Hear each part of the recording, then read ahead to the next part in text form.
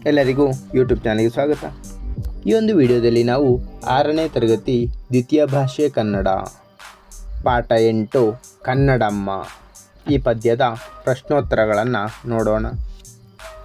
ಪದಗಳ ಅರ್ಥ: ಊಡು ಕುಡಿಸು, ಒಡಲು ಹೊಟ್ಟೆ, ಕಡಲು ಸಮುದ್ರ, ಚಿನ್ನ ಬಂಗಾರ ಹೊನ್ನು, ಧರೆ ಭೂಮಿ, ಧಾರೆ ಒಂದೇ ಸಮನೆ ನೀರು ಸುರಿಯುವಿಕೆ, ನಮನ ವಂದನೆ, ನಾದ ಮಧುರ ಧ್ವನಿ, ನಾಡದೇವಿ ರಾಜ್ಯದ ದೇವತೆ ಭುವನೇಶ್ವರಿ, ಪೊರೆ ರಕ್ಷಣೆ ಸಲಹು, ಬಿಂಬ ಪ್ರತಿರೂಪ, ಮೊರೆ ಧ್ವನಿ ಮಾಡು ಝೇಂಕರಿಸು, ಲಾಲಿ ಜೋಗುಳ ಹಾಡು, ಸಲಹು ಕಾಪಾಡು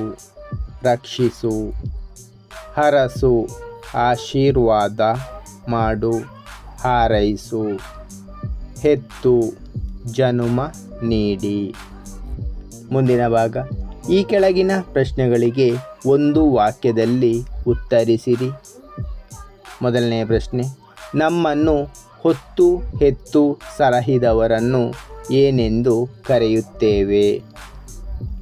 ಉತ್ತರ: ನಮ್ಮನ್ನು ಹೊತ್ತು ಹೆತ್ತು ಸಲಹಿದವರನ್ನು ತಾಯಿ ಎಂದು ಕರೆಯುತ್ತೇವೆ. ಎರಡನೆಯ ಪ್ರಶ್ನೆ: ಕವಯಿತ್ರಿ ಕನ್ನಡ ನಾಡನ್ನು ಯಾರಿಗೆ ಹೋಲಿಸಿದ್ದಾರೆ? ಉತ್ತರ: ಕವಯಿತ್ರಿ ಕನ್ನಡ ನಾಡನ್ನು ತಾಯಿಗೆ ಹೋಲಿಸಿದ್ದಾರೆ. ಮೂರನೆಯ ಪ್ರಶ್ನೆ: ಕನ್ನಡ ನುಡಿಯ ಸೊಬಗು ಯಾವ ರೀತಿಯದು? ಉತ್ತರ: ಕನ್ನಡ ನುಡಿಯ ಸೊಬಗು ನಾದವನ್ನು ತುಂಬುವ ರೀತಿಯದು. ನಾಲ್ಕನೆಯ ಪ್ರಶ್ನೆ: ಕನ್ನಡಮ್ಮ ಈ ನಾಡ ಮಣ್ಣಿನಲ್ಲಿ ಏನನ್ನು ಇರಿಸಿದ್ದಾಳೆ?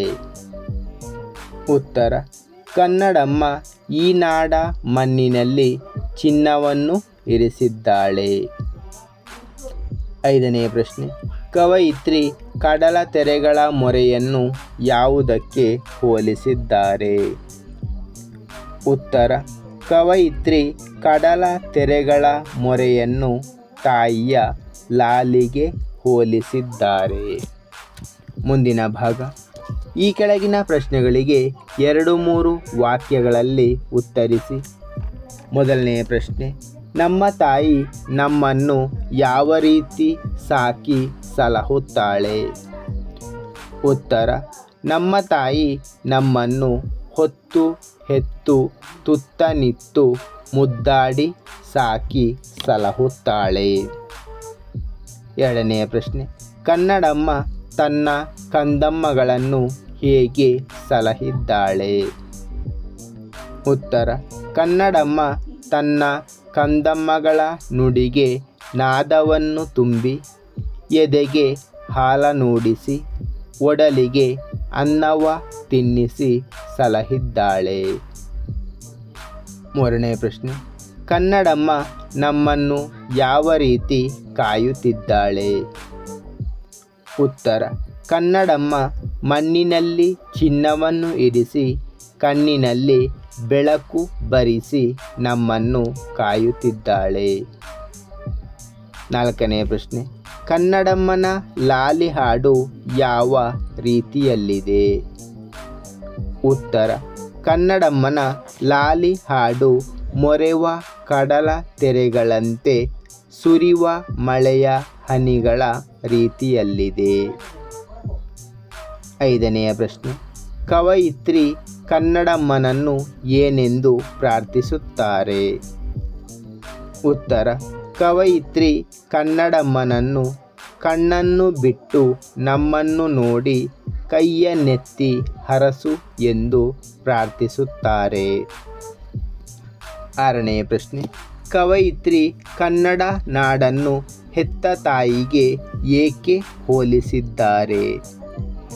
ಉತ್ತರ: ಕವಯಿತ್ರಿ ಕನ್ನಡ ನಾಡನ್ನು ಹೆತ್ತ ತಾಯಿಗೆ ಹೋಲಿಸಿದ್ದಾರೆ, ಏಕೆಂದರೆ ಅದು ನಮ್ಮನ್ನು ರಕ್ಷಿಸುತ್ತದೆ, ನಮ್ಮ ಬದುಕಿಗೆ ಆಸರೆಯಾಗಿದೆ ಮತ್ತು ಸಂತೋಷವನ್ನು ನೀಡುತ್ತದೆ, ಕನಸುಗಳನ್ನು ನನಸು ಮಾಡುತ್ತದೆ.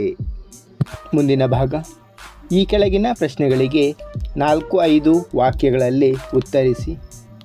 ಮೊದಲನೆಯ ಪ್ರಶ್ನೆ: ಕನ್ನಡ ನಾಡು ನಮ್ಮ ಬದುಕಿಗೆ ಯಾವ ರೀತಿ ಆಸರೆಯಾಗಿದೆ? ಉತ್ತರ: ಕನ್ನಡ ನಾಡು ನಮ್ಮ ಬದುಕಿಗೆ ಮಳೆ, ಬೆಳೆ, ಉದ್ಯೋಗ ನೀಡಿ ನಮ್ಮನ್ನು ರಕ್ಷಿಸುತ್ತದೆ, ನಮ್ಮೆಲ್ಲರ ಕನಸುಗಳನ್ನು ನನಸು ಮಾಡುತ್ತಿದೆ, ಸಂತೋಷ ನೀಡುವುದರ ಜೊತೆಗೆ ಹೆತ್ತ ತಾಯಿಯಂತೆ ನಮ್ಮನ್ನು ಸಾಕಿ ಸಲಹಿದೆ, ತನ್ನ ಮಕ್ಕಳಿಗಾಗಿ ಒಡಲ ಮಣ್ಣಿನೊಳಗೆ ಚಿನ್ನವಿರಿಸಿ ಕಣ್ಣಿನಲ್ಲಿ ಬೆಳಕನ್ನು ಮೂಡಿಸುವುದರ ಮೂಲಕ ನಮ್ಮ ಬದುಕಿಗೆ ಕನ್ನಡ ನಾಡು ಆಸರೆಯಾಗಿದೆ. ಎರಡನೇ ಪ್ರಶ್ನೆ: ಕನ್ನಡ ನಾಡಿನ ಬಗ್ಗೆ ನಮಗೆ ಪ್ರೀತಿ ಇರಬೇಕು ಏಕೆ? ಉತ್ತರ: ಕನ್ನಡ ನಾಡನ್ನು ತಾಯಿಗೆ ಹೋಲಿಸುತ್ತಾರೆ.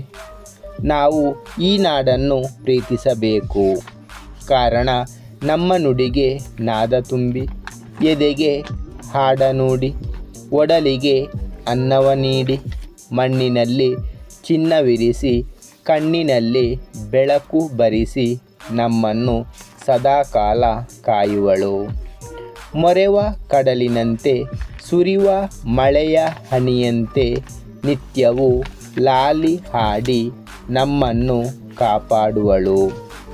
ಆದ್ದರಿಂದ ನಮಗೆ ಈ ಕನ್ನಡ ನಾಡಿನ ಬಗ್ಗೆ ಪ್ರೀತಿ ಇರಬೇಕು. ಮುಂದಿನ ಭಾಗ: ಇಲ್ಲಿರುವ ಪದ್ಯದ ಭಾವಾರ್ಥವನ್ನು ಬರೆಯಿರಿ.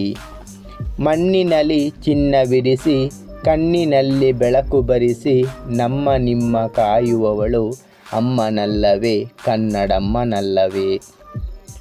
ಭಾವಾರ್ಥ: ಈ ಮೇಲಿನ ಪದ್ಯಭಾಗದಲ್ಲಿ ಕನ್ನಡಮ್ಮ ತಮ್ಮ ಮಕ್ಕಳನ್ನು ಕಾಪಾಡುವ ಬಗ್ಗೆ ವಿವರಿಸಲಾಗಿದೆ. ಕನ್ನಡಮ್ಮ ತನ್ನ ಮಕ್ಕಳಿಗೆ ಮಣ್ಣಿನೊಳಗೆ ಚಿನ್ನವಿರಿಸಿ ಅವರ ಬದುಕಿಗೆ ಆಸರೆಯಾಗಿದ್ದಾಳೆ. ಆ ಮೂಲಕ ಅವರ ಮುಖದಲ್ಲಿ ಮೂಡುವ ಬೆಳಕು ಕಂಡು ತಾನು ಸಂತೋಷಪಡುತ್ತಾಳೆ. ಸದಾಕಾಲ ಎಲ್ಲರನ್ನೂ ಕಾಪಾಡಬೇಕೆಂಬ ಅವಳ ತುಡಿತ ಮಿಡಿತ ಹೆತ್ತ ತಾಯಿಯಂತೆ ಹೋಲಿಕೆ ಆಗುತ್ತದೆ. ಇವಳು ನಮ್ಮ ಅಮ್ಮನಂತೆ ಕನ್ನಡಮ್ಮ ಎಂದು ಕವಯಿತ್ರಿ ಅಭಿಮಾನದಿಂದ ನುಡಿಯುತ್ತಾಳೆ. ಮುಂದಿನ ಭಾಗ: ಪ್ರಸ್ತುತ ಪದ್ಯದಲ್ಲಿ ಬಳಕೆ ಆಗಿರುವ ಪ್ರಾಸ ಪದಗಳನ್ನು ಹುಡುಕಿ ಬರೆಯಿರಿ. ಉದಾಹರಣೆ: ಸಲಹಿದವಳು, ಬೆಳೆಸಿದವಳು, ತುಂಬಿದವಳು, ಹಾಡನುಡಿದವಳು, ಅಮ್ಮನಲ್ಲವೇ, ಕನ್ನಡಮ್ಮನಲ್ಲವೇ, ಚಿನ್ನವಿರಿಸಿ, ಬೆಳಕು ಬರಿಸಿ, ತೆರೆಗಳಾಗಿ, ಹನಿಗಳಾಗಿ, ತಾಯಿಯಲ್ಲವೇ, ನಾಡ ದೇವಿಯಲ್ಲವೇ? ಮುಂದಿನ ಭಾಗ: ಇಲ್ಲಿರುವ ಪದಗಳನ್ನು ನಿಮ್ಮ ಸ್ವಂತ ವಾಕ್ಯಗಳಲ್ಲಿ ಬಳಸಿ ಬರೆಯಿರಿ. ಮೊದಲನೆಯ ಪದ ಕನ್ನಡಮ್ಮ. ಕನ್ನಡಮ್ಮನ ಮಡಿಲಿನಲ್ಲಿ ನಾವೆಲ್ಲರೂ ಬೆಳೆಯುತ್ತಿದ್ದೇವೆ. ಎರಡನೆಯ ಪದ ಲಾಲಿ ಹಾಡು. ಅಳುವ ಕಂದನ ಮಲಗಿಸಲು ಅಮ್ಮ ಲಾಲಿ ಹಾಡು ಹೇಳುತ್ತಾಳೆ. ಮೂರನೆಯ ಪದ ಹರಸು. ಗುರು ಹಿರಿಯರು ಮಕ್ಕಳನ್ನು ಹರಸುತ್ತಾರೆ. ನಾಲ್ಕನೆಯ ಪದ ನಾಡದೇವಿ. ನಮ್ಮ ನಾಡದೇವಿ ಚಾಮುಂಡಿ ತಾಯಿಯಾಗಿದ್ದಾಳೆ. ಐದನೆಯ ಪದ ಸಲಹು. ಅನಾಥರನ್ನು ಸಾಕಿ ಸಲಹುವುದು ಮಾನವೀಯ ಗುಣವಾಗಿದೆ. ಮುಂದಿನ ಭಾಗ: ಇಲ್ಲಿರುವ ಪದಗಳನ್ನು ಮಾದರಿಯಂತೆ ಬಿಡಿಸಿ ಬರೆಯಿರಿ. ಮಾದರಿ: ಹಾಡನುಡಿದವಳು, ಹಾಡನು ಪ್ಲಸ್ ಹೂಡಿದವಳು. ಚಿನ್ನವಿರಿಸಿ ಚಿನ್ನವ ಪ್ಲಸ್ ಇರಿಸಿ. ಮುದ್ದಾಡಿದವಳು ಮುದ್ದಾಡಿದ ಪ್ಲಸ್ ಅವಳು. ತುತ್ತನಿತ್ತು ತುತ್ತನು ಪ್ಲಸ್ ಇತ್ತು. ಒಡಲಿಗನ್ನ ಉಣಿಸಿದವಳು ಒಡಲಿಗೆ ಪ್ಲಸ್ ಅನ್ನವ ಪ್ಲಸ್ ಉಣಿಸಿದವಳು. ಧನ್ಯವಾದಗಳು. ಇಷ್ಟವಾದರೆ ಲೈಕ್ ಮಾಡಿ, ಶೇರ್ ಮಾಡಿ. ಹೆಚ್ಚಿನ ವಿಡಿಯೋಗಳಿಗಾಗಿ ಚಾನಲನ್ನು ಉಚಿತವಾಗಿ ಸಬ್ಸ್ಕ್ರೈಬ್ ಮಾಡಿ.